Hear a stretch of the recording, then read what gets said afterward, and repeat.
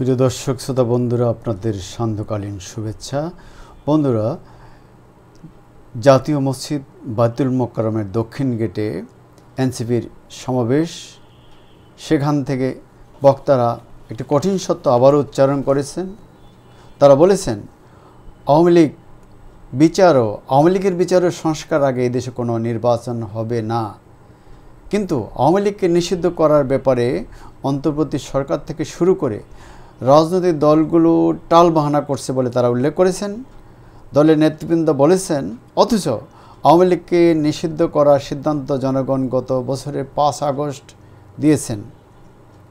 এরপরও কেউ কেউ এই দলটিকে পুনর্বাসনের চেষ্টা করলে জুলাই যোদ্ধারা তাদের প্রতিহত করবে। নেতৃবৃন্দ মঞ্চে উপস্থিত রয়েছেন।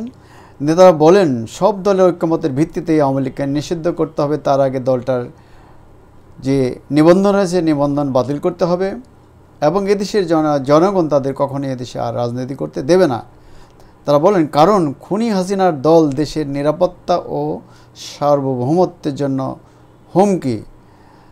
এদেশে আওয়ামী লীগের যারা দোসর আছে, সাংবাদিক সহ সকলকে প্রতি ইঙ্গিত করে তারা বলেছেন, দোসরদের এদেশে থাকতে দেওয়া হবে না। অবশ্য বক্তারা এই সরকার যে রাজনৈতিক দলগুলোর অনুমোদন ছাড়াই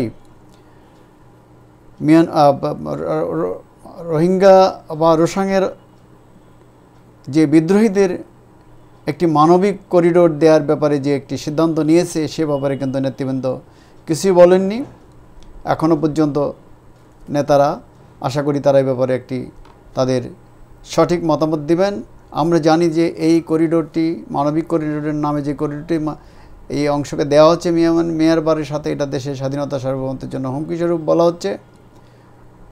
বিএনপি সহ সমমনারা এই কথাগুলো জোর দিয়ে বলছেন, অনেক বিশেষজ্ঞ ব্যক্তিরাও বলছেন, কিন্তু এনসিপি, জামাত, হেফাজত সহ এই ধরনের দলগুলো সরকারের তরফ থেকে ব্যাপারে কিন্তু কোনো বক্তব্য দেওয়া হচ্ছে না, অর্থাৎ তারা এটাকে সমর্থন করছে বলা হয়। দেশটা এই ক্ষেত্রে দুই ভাগে বিভক্ত হয়ে গেছে। আমরা মনে করি এই ব্যাপারে একটি জাতীয় ঐক্যমত হওয়া প্রয়োজন সবার আগে, কারণ এটা আমাদের স্বাধীনতা, সার্বভৌমত্ব, নিরাপত্তার সাথে জড়িত। ধন্যবাদ। খোদা হাফেজ। আবার দেখা হবে। এবং একই সঙ্গে আমি আমার এই চ্যানেলটিকে সাবস্ক্রাইব করার জন্য ডিবেট উইথ রানা চ্যানেলটিকে সাবস্ক্রাইব করার জন্য সকলের প্রতি স্বনির্বন্ধ অনুরোধ জানাচ্ছি। খোদা হাফেজ। ধন্যবাদ সকলকে।